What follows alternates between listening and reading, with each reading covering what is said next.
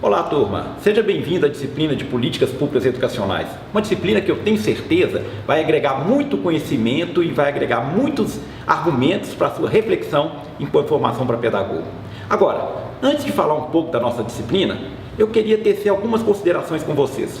Vocês já repararam como a política interfere na nossa vida? Veja bem, a política econômica, a inflação, os preços que a gente paga no supermercado, os juros do cartão de crédito dependem de política. A qualidade da nossa merenda escolar, a qualidade da nossa educação depende da política. A política está em todos os aspectos da nossa vida, por isso é tão importante estudá-la. Agora, veja bem, vocês viram a eleição para presidente da República e para os outros cargos. Vocês viram quantas vezes a palavra educação apareceu no discurso dos candidatos? Não foram poucas, né? Pensem bem, a educação faz parte de todo o projeto político. Toda política pensa um projeto para a educação. Será por quê? Eu acho que toda política, ela tem um projeto de educação que ela quer ver para a sociedade. Logo, a política tem na educação alguma coisa que ela quer agregar à sociedade, quer colocar a sua marca. E isso interfere na nossa vida de educador. A política, ela está presente na nossa sala de aula. Não há como negar que o nosso cotidiano dentro da sala de aula tem muito a ver com o que acontece na política, nas secretarias de educação, nos palácios de governo. Pensem bem na sua cidade. Você tem um prefeito. Será que se fosse outro prefeito, a educação da sua cidade seria diferente? Com certeza.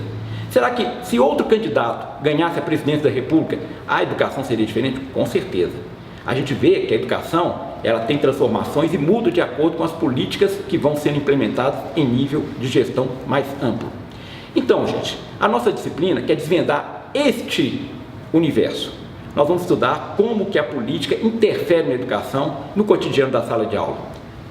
Política. Você já deve ter visto nos livros de história a origem da palavra política, do grego polis, que é a cidade-estado, que é a arte de governar. A política era exercitada na Grécia, não por uma maioria, bem entendido, né? Por uma minoria. Os escravos estavam excluídos da política, mas era a arte de condução da polis grega, da cidade grega. Daí a palavra política.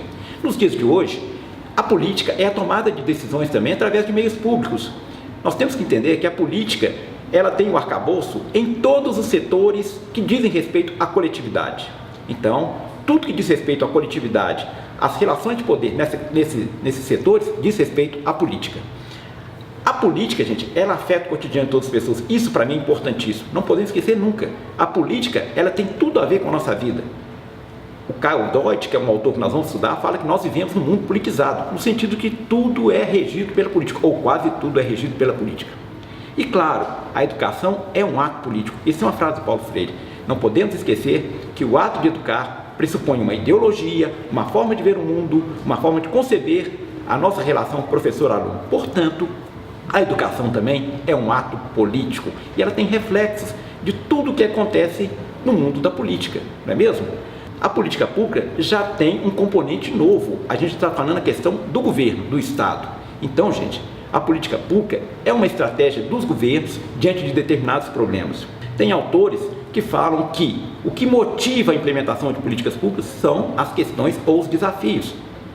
A Maria das Graças Ruas, que é um autor que nós vamos ver também, fala que existem questões que são socialmente problematizadas. E essas questões, elas podem ou não virar uma política pública. Depende da relação de poder, depende do grupo que reivindica. É isto.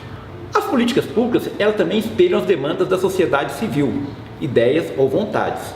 Veja, o que a gente está falando de sociedade civil? O Gramsci, que era um autor italiano, falava o seguinte: o Estado é composto de dois níveis, a sociedade política e a sociedade civil. Na sociedade política, o Gramsci enumerava Estado, judiciário, aparato militar e aparato burocrático.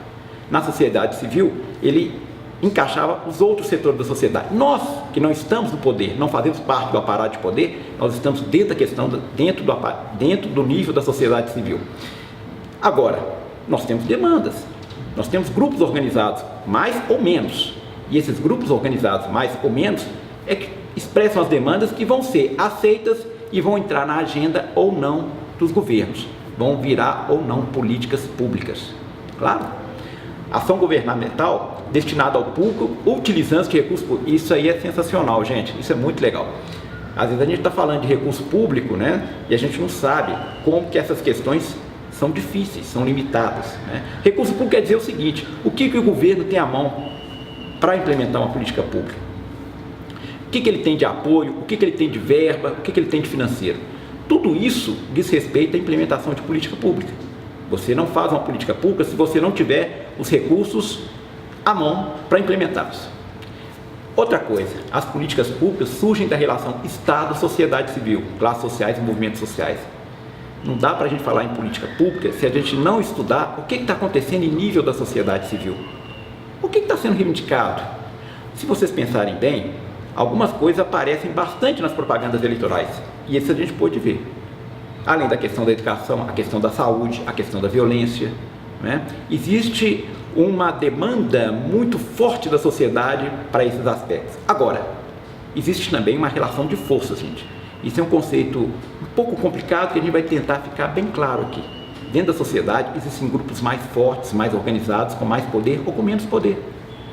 Geralmente, aqueles grupos com mais poder e mais fortes e mais organizados, eles conseguem levar as suas agendas, suas reivindicações ao Estado, conseguem maior sucesso.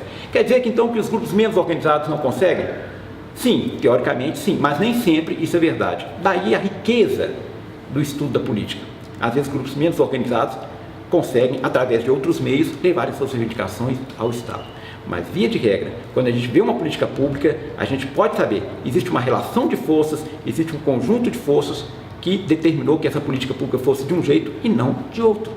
Elas resultam das forças local, nacional e global. Olha, não dá para a gente falar de política pública hoje sem a gente considerar o contexto internacional.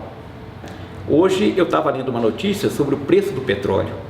O preço do petróleo está caindo no mundo. Então, gente, quando o preço do petróleo cai no mundo, isso interfere em políticas aqui dentro. A Petrobras, se não bastassem os outros problemas que ela está enfrentando, não é mesmo? Ela agora vai ter um problema de recompor preços com uma baixa do petróleo. Então, a gasolina que tinha aumentado de preço está em descompasso, né? Outra coisa, organismos internacionais financiam muitas políticas mundo afora. É o caso do Banco Mundial, do Fundo Monetário Internacional, e é claro que esses financiamentos não são gratuitos. Existe uma agenda que esses organismos impõem aos países que tomam dinheiro emprestado. Então há uma influência internacional nas políticas públicas. É claro também que há um jogo de forças local. Olha, gente, na educação isso é muito comum. Às vezes a gente pensa uma política para a educação em nível nacional, quando essa política educacional chega na escola, totalmente errado, ou totalmente equivocado, ou totalmente diferente do que ela foi pensado. Por quê? O jogo de forças local impacta essa política. Vai falar, não deu certo na prática. Sim, talvez porque o jogo de forças local impactou essa política e deu a ela a cara que ela não deveria ter, ou talvez até devesse ter, não é? Então, gente, os movimentos sociais, a sociedade civil, agências internacionais, grupos de interesse, que eu estou falando o seguinte, nós vamos ver isso aí também. Grupos de interesses são os grupos da sociedade que têm os seus interesses e se organizam em torno deles. Se você pensar bem na sua localidade, você vai ver grupos de interesse bem definidos. Tem os grupos de interesse de fazendeiros, né? Tem os empresários, tem os professores, todas essas pessoas formam grupos de interesse. E esses grupos de interesse têm um papel importantíssimo de definição de políticas. Depende da organização que eles têm. Eles podem ser um grupo de pressão muito forte. Às vezes você tem sindicatos que se tornam muito fortes e se tornam um grupo de pressão determinantes em determinadas políticas, né? Eles são grupos de pressão que definem agendas de política. Não podemos esquecer também que até por causa dos recursos públicos, da sua finitude, a política é a arte do possível. Daí a gente falar de condições de governabilidade. Às vezes, o governo tem limitações em termos de recursos públicos que não permitem que as políticas mais ousadas sejam tomadas. Às vezes, a oposição de grupos muito fortes impede que essas políticas também sejam tomadas, né? Existem várias questões que são debatidas por alguns grupos, mas sofrem grande oposição de outros. Tá certo? Olha, a gente tem algumas questões que são muito polêmicas dentro da sociedade. Eu fico pensando muito na questão do aborto, né? Alguns grupos debatem a questão do aborto como uma coisa de saúde pública, mas outros grupos se opõem de forma muito efetiva, e isso impede que esse debate avance. Cada política pública, claro, ela traz uma concepção e a situação dos sujeitos envolvidos, né? Ela tem umas entrelinhas. Gente, Não existe política pública sem ideologia. Claro, se você tem uma política pública implementada, é claro que ela vai ser informada por uma ideologia de quem está no poder, né? Agora, essa ideologia de quem está no poder, ela vai ter que negociar, vamos dizer assim, com as pessoas que têm dentro da sociedade civil, dependendo do poder que elas têm. Tá certo? Então, às vezes eu tenho uma ideia, uma ideologia, mas quando eu chego ao governo eu tenho que negociar essa ideologia. Vocês já pararam para pensar, será que quando o PT chega ao poder, vamos imaginar, né, ele consegue implementar tudo que ele pensava, o que ele pregava, que era certo em termos de sociedade? Claro que não. Ele vai ter que negociar com os empresários, ele vai ter que negociar com os donos de terra, ele vai ter que negociar com os latifundiários. A política é muito difícil.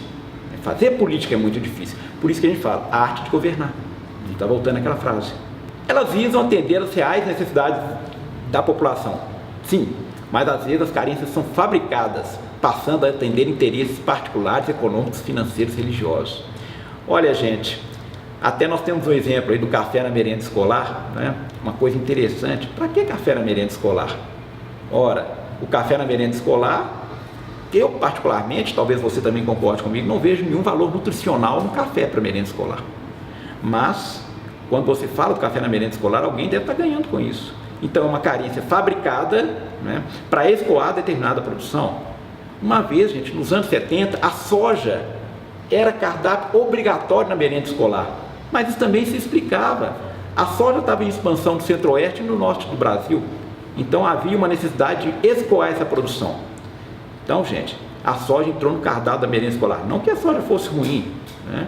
Ela é ruim de gosto. Ela tem seu valor nutricional. Mas ela entrou de uma forma abrupta na merenda escolar para escoar, atender a necessidade daqueles que plantavam a soja. É isto.